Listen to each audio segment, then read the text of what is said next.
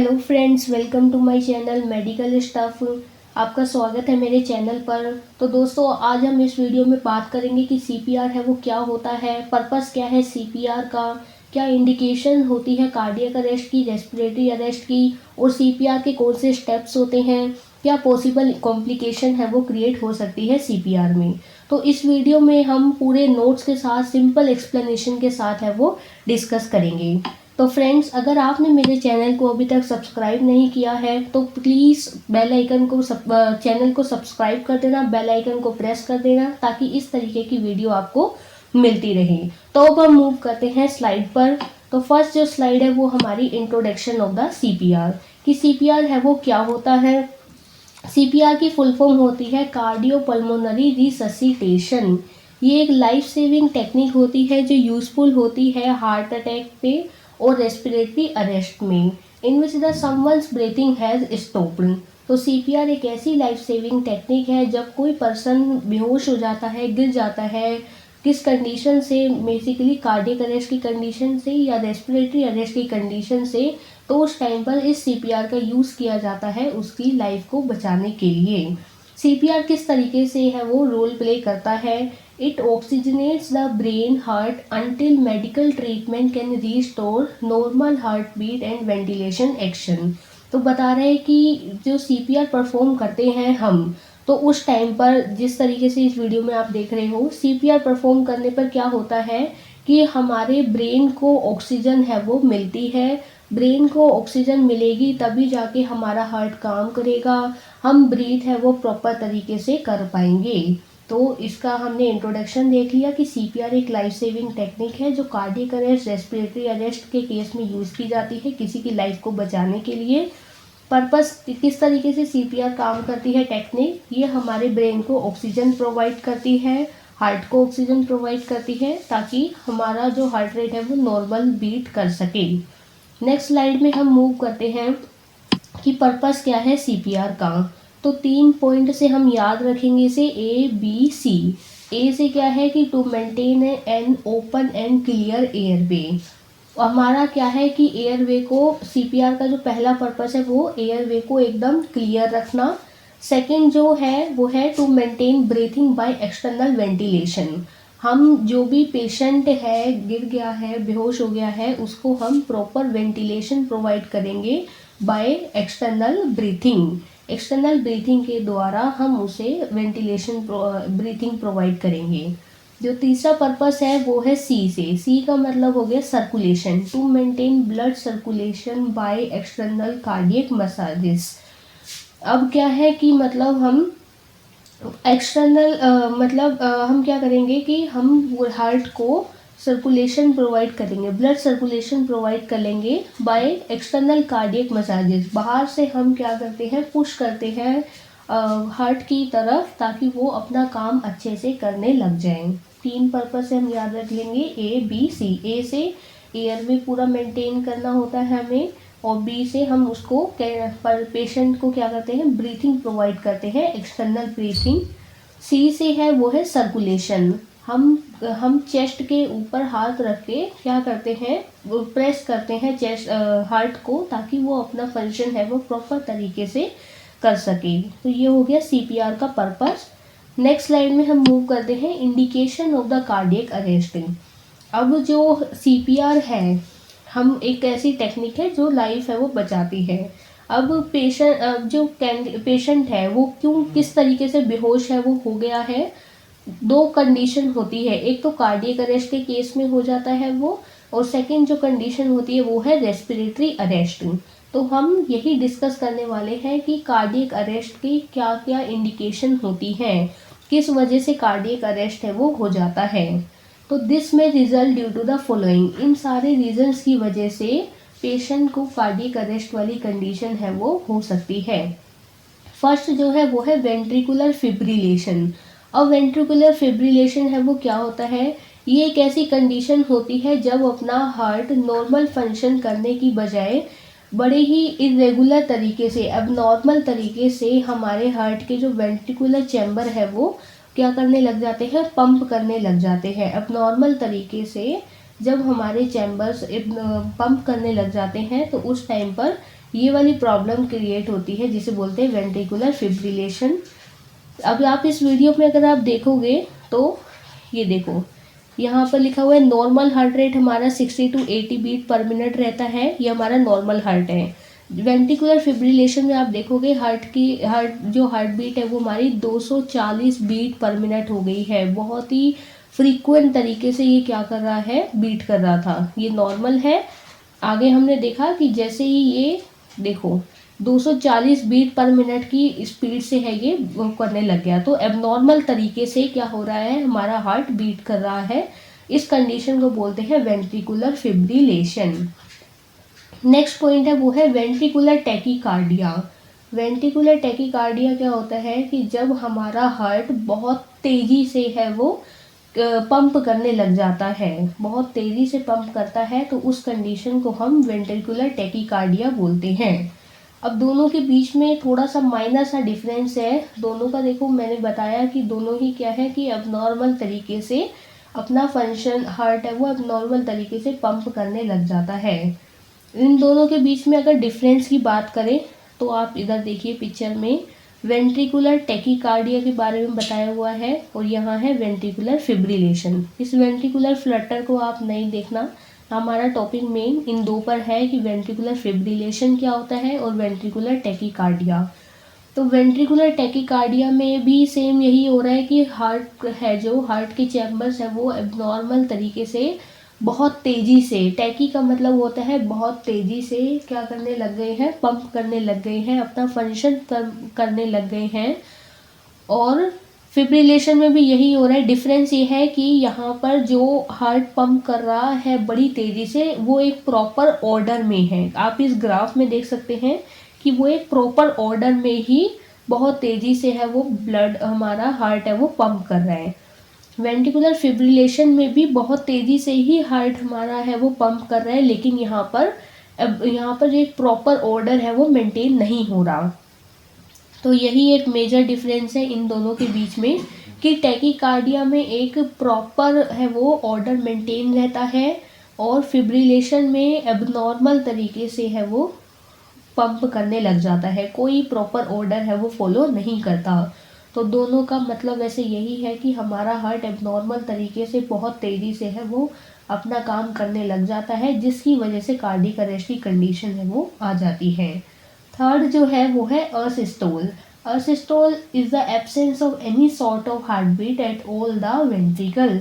ये एक ऐसी कंडीशन होती है जब हमारी हार्ट बीट है वो रुक जाती है, किसमें, वेंट्रिकल्स में। सडन ही क्या होता है कि हमारी हार्ट बीट है वो वेंट्रिकल्स में रुक जाती है। तो आई होप ये क्लियर हो गया होगा कि कार्डियक अरेस्ट के क्या क्या इंडिकेशन है। ये 3 मेंशन है, वेंट्रिकुलर फिब्रिलेशन, टैकीकार्डिया और एसिस्टोल। तो इन तीनों की वजह से ही कार्डियक अरेस्ट की प्रॉब्लम क्रिएट होती है। नेक्स्ट स्लाइड में हम बात करते हैं कि indication of the respiratory arrest. अब रेस्पिरेटरी अरेस्ट की क्या क्या इंडिकेशन होती है। दिस में result due to the following. इन सारी कंडीशंस की वजह से रेस्पिरेटरी अरेस्ट के चांसेस है वो हो जाते हैं। यही सारी इंडिकेशंस हैं। तो फर्स्ट है वो है ड्राउनिंग। ड्राउनिंग का मतलब होता है कि डूब जाना, जैसे पानी में डूब जाते हैं, कोई रिवर में डूब गया, ऐसी पानी में डूब जाने पर क्या होता है, हमें सांस लेने में बहुत प्रॉब्लम होती है। अब जिसको स्विमिंग आती है उसको तो प्रॉब्लम नहीं होती है, लेकिन जब एक नॉर्मल पर्सन जिसे स्विमिंग नहीं आती है वो पानी में डूब जाए तो ड्राउनिंग की कंडीशन हो जाती है, जिसमें हमारा एयरवे है वो बंद हो जाता है, सांस हम नहीं ले पाते हैं क्लियरली, तो उसको हम ड्राउनिंग कंडीशन बोलते हैं। सेकंड है वो है stroke. Stroke is a medical condition in which poor blood flow to the brain result in cell death. तो ये एक ऐसी कंडीशन है, मेडिकल कंडीशन है, जिसमें हमारे ब्रेन को प्रॉपर तरीके से ब्लड है वो नहीं मिल पाता, जिसकी वजह से हमारे ब्रेन के सेल्स से वो डेथ हो जाती है उनकी। तो उस कंडीशन को हम स्ट्रोक बोलते हैं। और जब ब्रेन में सेल्स हैं वो काम नहीं करेंगे तो उसकी वजह से रेस्पिरेटरी अरेस्ट की कंडीशन क्रिएट हो जाती है। थर्ड है वो है foreign body in throat.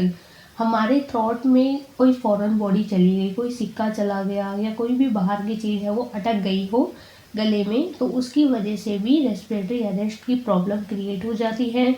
Foreign body यहाँ पर कोई भी आप ऐसा एग्जांपल ले सकते हो, जैसे हमारे सिक्का बताया, पैसा सिक्का बोलते हैं जिसे, वो अगर चला गया। थर्ड है फोर्थ है वो है स्मोक इनहेलेशन। स्मोकिंग की वजह से भी प्रॉब्लम होती है रेस्पिरेटरी अरेस्ट में। ड्रग ओवरडोज, जब हम बहुत ज़्यादा ड्रग्स को ले लेते हैं तो वो भी एक मेजर रीज़न है। नेक्स्ट है सफोकेशन, जब बहुत ज़्यादा सफोकेशन क्रिएट हो जाती है।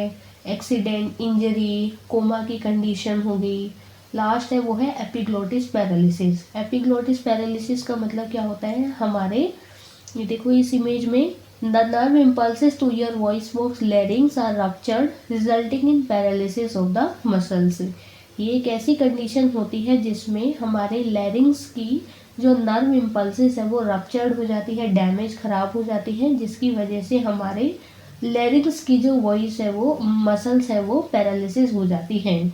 ये हमारा एक नॉर्मल वोकल कॉर्ड दिखा रखा है। यहाँ पर आप देखोगे तो वन साइडेड पैरालिसिस, इधर की जो साइड है ये पैरालिसिस हो रखी है। नेक्स्ट हम बात करते हैं steps of the CPR. CPR के हैं वो क्या क्या स्टेप्स होते हैं, बस आपको इन्हीं स्टेप्स को मेन याद रखना है। Approach safety, check the response, call 911 या ambulance, open the airway, check the breathing, 30 chest compression to rescue breath. हम एक एक स्टेप्स को बड़े ही ब्रीफ तरीके से देखेंगे सिंपल नोट्स के साथ। तो फर्स्ट है अप्रोच द सेफ्टी। इसका क्या मतलब है कि अगर कोई बंदा बेहोश है तो पहले हमें क्या करना है, सेफ्टी चेक करनी है खुद की। वॉच ऑब्जर्व, पहले खुद की सेफ्टी देखनी है कि उसके आसपास कुछ ऐसा मतलब नहीं तो है, कुछ ऐसा प्रॉब्लम नहीं है कि जिससे हमें भी नुकसान पहुंच जाए। तो दूसरों की मदद करने से पहले अपनी भी सेफ्टी का ध्यान रखना है। तो जैसे देख लीजिए कि आपके आसपास की जगह सुरक्षित है। तो इस है। वीडियो में ये लड़की किस तरीके से पहले आसपास देख रही है कि जगह सुरक्षित है या नहीं। नेक्स्ट स्टेप है चेक द रिस्पॉन्स। अब हमें पता लग गया कि जैसे ये पर्सन है ये बेहोश हो गया था, हमने इसके चारों ओर सेफ्टी देख ली है कि कोई दिक्कत वाली बात नहीं है। तो अब हम क्या करेंगे, रिस्पॉन्स चेक करेंगे। सेकेंड स्टेप है चेक द रिस्पॉन्स। किस तरीके से करेंगे, shake the shoulders gently and ask are you all right. तो हमें बड़े ही मतलब ढंग से तरीके से इनके शोल्डर्स पर है वो शेक करना है और पूछना इनसे कि आर यू ऑल राइट, क्या आप ठीक है, आर यू ओके, इस तरीके से पूछना है। नेक्स्ट पॉइंट लिखा है if he response leave as you find him. अगर वो रिस्पॉन्ड करता है, क्या पता वो बेहोश हो गया हो चक्कर खा के, गर्मी की वजह से, कोई भी रीज़न हो सकता है। अगर वो शेक, उनके शोल्डर पर हम शेक करते हैं, उनसे पूछते हैं, अगर वो कोई भी अगर हमें रिस्पॉन्ड करते हैं तो हमने आगे कोई फर्दर स्टेप नहीं लेना है सीपीआर का, उसे वहीं पर ही ऐसे छोड़ देना है। नॉर्मल बस हम बात करेंगे फिर उनसे, फाइंड व्हाट इज़ रॉन्ग, कि क्या प्रॉब्लम हुई है। अगर पेशेंट है वो रिस्पॉन्स नहीं कर रहा तो देखो आप इस वीडियो में वो व्यक्ति के कंधे पर जोर से मार के ऊंची आवाज में उनसे पूछिए, इस तरीके से आप ठीक तो? जोर से उनके कंधे पर हाथ मार के पूछेंगे कि आप ठीक तो हैं, are you all right, are you okay. Second step हो गया check the response. Third step है वो है कॉल 911 या एम्बुलेंस। अपने जो भी आपके आसपास खड़ा हुआ है आप उसको बोलो कि आप एम्बुलेंस को बुला लो। अगर कोई नहीं खड़ा तो आपको ही ये काम करना पड़ेगा कि एम्बुलेंस को बुलाना पड़ेगा। नेक्स्ट जो स्टेप है वो है हमारा ओपन द एयरवे। अब हमने 3 स्टेप हमने फॉलो कर लिए। जो नेक्स्ट स्टेप आता है वो है हमारा ओपन एयरवे। हमने क्या करना है, अब पेशेंट के एयरवे को ओपन करके देखना है। ले the rescuers head tilt and chin lift. तो ले द रेस्क्यूअर्स का मतलब पहले हमने पेशेंट को लेटाना है, उसके साथ हमने है वो पोजीशन 90 डिग्री वाले एंगल से है वो पहले बैठना है, फिर थोड़ा सा झुककर उसका एयरवे है वो चेक करना है। किस एयरवे को भी चेक करने का तरीका है, जिस तरीके से इमेज में दिख रहा है आपको, फिंगर उनके चिन के नीचे रखनी है और head tilt and chin lift. एक हाथ हमने कहाँ रखना है, एक हाथ की 2 फिंगर हमने चिन के नीचे रखनी है, दूसरा हाथ हमने फोरहेड पर रखना है, फोरहेड को पीछे टिल्ट करना है और चिन को लिफ्ट करना है। आप इस वीडियो में देखिए। अब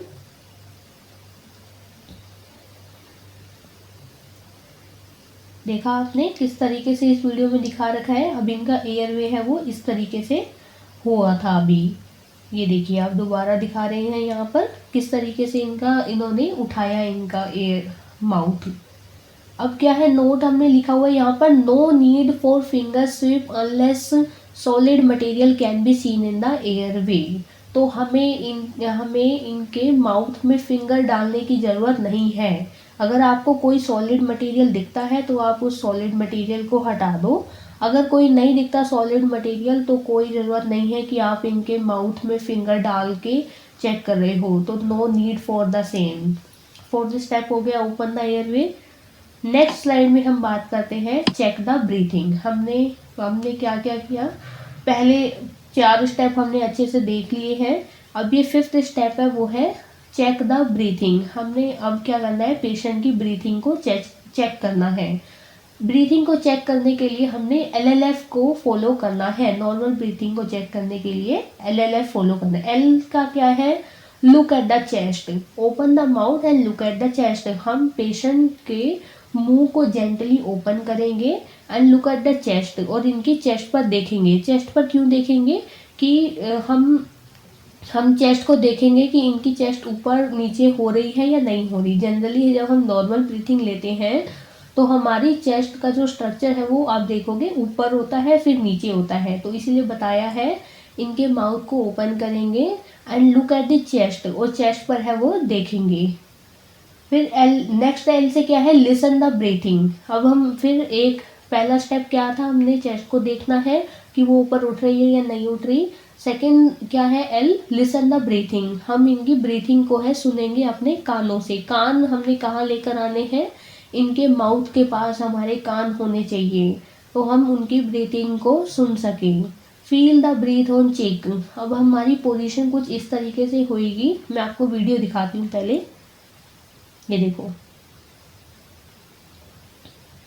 जैसे इस वीडियो में आप देख रहे हो, इन्होंने इनके माउथ को ओपन किया इस तरीके से, और अपनी आईज कहाँ है, इनकी आईज जो है वो चेस्ट पर है कि उठ रही है या नहीं, और इनका जो कान है वो कहाँ पर है, कान इनका माउथ के पास है, नाक के पास है। वो सुनने के लिए, लिसन द ब्रीथिंग को सुनने के लिए इन्होंने अपने कान को इधर रखा है। नेक्स्ट है फील द ब्रीथ। ये किस तरीके से फील करेंगे ब्रीथ को, अपने चीक पर, अपने गालों पर। जैसे ही अगर वो ब्रीथ ले रहे हैं तो उनके गालों पर क्या है कि गर्म हवा आएगी। तो इस तरीके से उन्होंने क्या करना है, ब्रीथ को फील करना है। तो ये स्टेप है हमारे ब्रीथिंग को चेक करने के लिए। LLF को फॉलो करेंगे। अगर आपको ब्रीथिंग भी नहीं दिख रही है, पेशेंट की ब्रीथ भी नहीं ले रहा, हमने 4th स्टेप में देखा कि ओपन द एयरवे चेक कर लिया हमने, इनका एयरवे अच्छे तरीके से चेक कर लिया। नेक्स्ट ब्रीथिंग हमने चेक कर ली। अगर पेशेंट में ब्रीथिंग भी नहीं है, कुछ भी काम नहीं कर रहा, तो नेक्स्ट स्टेप देखो क्या है। नेक्स्ट स्टेप फिर रह गया हमारा चेस्ट कंप्रेशन। हम क्या करेंगे, चेस्ट कंप्रेस करेंगे। एक बार मैं दोबारा से रिवाइज करवाती हूँ कि हमने पहले 5 स्टेप में क्या क्या देखा। पहला था हमारा ऑब्जर्व। हमने क्या करना, watch and observe, approach the safety, जो पहला स्टेप था कि हमने इधर उधर देखना है चारों ओर कि कोई हमें तो खतरा नहीं है इनसे। सेकंड क्या है, चेक द रिस्पॉन्स था कि हमने रिस्पॉन्सेस को है वो चेक करना था कि उनके शोल्डर पर है वो शेक करके कि आर यू ऑल राइट। अगर वो फिर भी जवाब नहीं दे रहे हैं, तीसरे स्टेप में हमने बोला था कि कॉल द एम्बुलेंस को बुलाना है। 4th स्टेप में ओपन द एयरवे, हमने उनके एयरवे को ओपन किया, देखा कि कोई सॉलिड बॉडी तो नहीं है, कि प्रॉपर तरीके से कुछ ऐसा मतलब अंदर तो नहीं घुस गया है। 5th स्टेप में हमने देखा कि उनकी ब्रीथिंग को चेक किया कि पेशेंट ब्रीथ कर रहा है या नहीं कर रहा। 6th स्टेप में हम बात कर रहे हैं चेस्ट द। अब जब सारे स्टेप फॉलो हो गए 5 तक, 6th स्टेप में चेस्ट कंप्रेशन। अब हम CPR देने के लिए रेडी हैं। अब ये 6th स्टेप में किस तरीके से हम चेस्ट को है वो कंप्रेस करेंगे। तो गिव 30 चेस्ट कंप्रेशन। हमने 30 चेस्ट कंप्रेशन देने हैं। 30 चेस्ट कंप्रेशन से ज़्यादा हमें नहीं देना है। पहले हमें 30 चेस्ट कंप्रेशन देने हैं, उसके बाद में आगे स्टेप बताएंगे। पहले आप यही ध्यान रखो कि हमने 30 देने हैं चेस्ट कंप्रेशन, और किस तरीके से देने हैं वो बता रखा है। Place the heel of one hand in the centre of the chest. हमने एक हाथ की हील को चेस्ट के सेंटर पर रखना है। Place other hand on the top.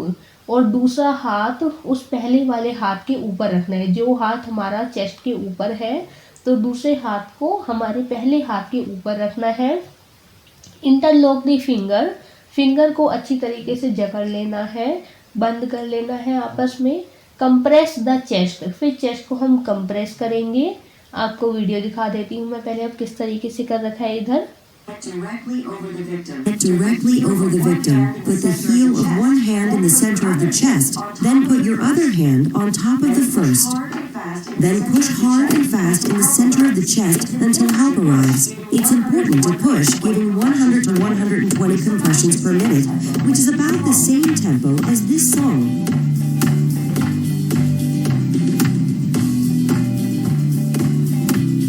तो देखा आपने इस वीडियो में किस तरीके से इन्होंने बताया, सेम वही फॉलो किया स्टेप बाय स्टेप कि एक हाथ की हील को सेंटर के चेस्ट के सेंटर पर रखा, दूसरा हाथ उसके ऊपर रखा, अपनी फिंगर को इंटरलॉक किया, चेस्ट को अब ये किस तरीके से है वो इस तरीके से देखो कंप्रेस करने लग गए। चेस्ट को कंप्रेस करने का तरीका क्या है, रेट 100 पर मिनट, ये हमने रेट है वो फॉलो करना है। डेप्थ कितनी लेके जानी है, इतना नहीं है कि बहुत तेज़ी से दबा देना है, डेप्थ का भी वो है 4 to 5 सेंटीमीटर तक नीचे हम प्रेस करना है। इंचेस की बात करें तो 1.5 to 2 इंच तक हमने डेप्थ में है वो प्रेस करना है। इक्वल कंप्रेशन बराबर में रिलैक्सेशन, जितना हम कंप्रेस करेंगे उतना ही उसे पहले रिलैक्स करने देना है, जितना दबाएंगे उसे उतना ही ऊपर आने देना है चेस्ट को, फिर उसके बाद में अगला कंप्रेशन देना है। When possible change CPR operator every 2 minute, अगर चेस्ट कंप्रेशन देने टाइम पर हमने रुकना नहीं है तो हर 2 मिनट के बाद हम अगर कोई CPR ऑपरेटर अवेलेबल है उससे हम चेंज कर सकते हैं, क्योंकि CPR है वो बहुत जल्दी जल्दी भी देना होता है। ध्यान रखना होता है कि हमें चेस्ट कंप्रेशन के बीच में नहीं रुकना, लेकिन 2 मिनट के बाद में हम क्या कर सकते हैं, कोई दूसरा CPR ऑपरेटर है वो अवेलेबल हो उससे हम चेंज कर सकते हैं, क्योंकि गलत तरीके से देना भी सही नहीं है। तो आई होप ये क्लियर हो गया होगा। यहाँ पर एक नोट लिखा हुआ है मैंने, take care of depth while pressing the chest, it should not be too deep. जब हम क्या कर रहे हैं, चेस्ट को कंप्रेस कर रहे हैं, हमने डेप्थ का ध्यान रखना है, ये बहुत ज़्यादा डीप नहीं होनी चाहिए, अदरवाइज क्या हो जाएगा, इंजरी हो सकती है हमारे हार्ट में। I hope guys chest compression वाली स्लाइड क्लियर हो गई है। नेक्स्ट स्लाइड में हम मूव करते हैं, rescue the breaths. After 30 chest compression give 2 rescue breath. 30 chest compression दे दिए, पहली बात हुई थी कि हमने 30 चेस्ट कंप्रेशन देने हैं। जैसे ही 30 चेस्ट कंप्रेशन दे देंगे तो हमने क्या करना है, 2 रेस्क्यू ब्रीथ देनी है। 2 ब्रीथ हमने देनी है एक्सटर्नल तरीके से, वो चाहे हम माउथ टू माउथ दें या और भी काफ़ी सारे इक्विपमेंट आजकल अवेलेबल होते हैं जिसमें हम क्या कर सकते हैं, पेशेंट को ब्रीथ है वो दे सकते हैं। तो इसमें हम इस वीडियो में हम देखेंगे कि ये जो पर्सन है वो क्या करेगा, अपने ही मुंह से इस वाले पेशेंट को है वो ब्रीथ देगा। काफ़ी सारे तरीके होते हैं, तो हमने 30 चेस्ट कंप्रेशन देने के बाद 2 ब्रीथ हमने देनी है। किस तरीके से देनी है उसके यहाँ पर हमने स्टेप्स है वो मेंशन कर रखे हैं। तो पहले आप है वो वीडियो देख लो, उसके बाद में इन स्टेप्स का हम डिस्कस करेंगे। ओके गाइस, देखते हैं हम इस वीडियो में। Open the person's airway by placing one hand on the forehead and the other hand on the bony part of their chin. Gently tilt the head backward, slightly lift the chin. Make sure their airway is clear. Pinch the person's nose shut and cover their mouth with yours. Take a regular, not a deep breath. तो आपने देखा friends कि किस तरीके से इन्होंने है वो किया कि ओपन द एयरवे। पहले इन्होंने इनके एयरवे को है वो ओपन किया। Place 1 hand on chin and 1 on the forehead. एक जो हाथ है वो कहाँ पर रखा है, इनके चिन पर रखा, और एक हाथ है वो इनके फोरहेड पर रखा। बड़े ही स्लाइटली तरीके से इनके हेड को पीछे की तरफ किया और इनके चिन को लिफ्ट किया। फिर श्योर करना है हमने कि इनका एयरवे है वो क्लियर है, कि कोई भी इनके अंदर फॉरेन पार्टिकल नहीं है। नेक्स्ट स्टेप, इनकी नोज़ को इस तरीके से देखो पिंच किया। फिर अपने माउथ को, जो भी पर्सन ब्रीथ दे रहा है उसने अपने माउथ को इस पेशेंट के माउथ से कवर करना है।